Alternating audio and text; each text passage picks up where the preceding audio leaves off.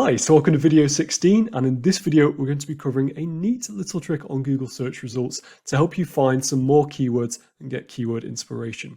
So it works like this. Essentially, let's say we were searching for weight loss diets, and I'll just search that, and what we'll get, as you'll have seen a million times before, is just a very standard results page, SERP.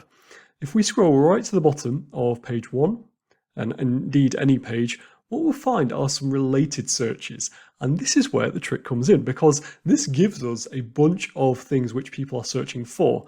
Very similar to if you're on YouTube and you are looking at, say, videos about how to train your dog, YouTube would then suggest some other videos for you to watch. Very similar here with Google. So we have here a bunch of keywords people are searching for related to weight loss diets. For example, 7-day diet plan for weight loss.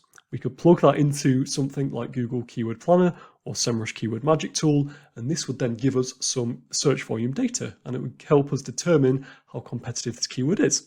Same thing here, Mediterranean diet or 30-day meal plan for weight loss. A bunch of keywords.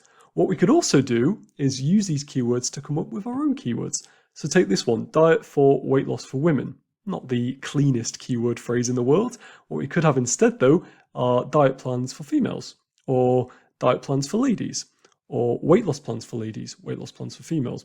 We could then check all of these keywords in something like Google Keyword Planner, get their search volumes to see if people are actually searching for these, and we could thread these into our keyword research, into our Excel documents. That is it. Very short video, and it is a really neat trick and one which I use a lot. So I hope you found this video useful. I'll see you in the next one.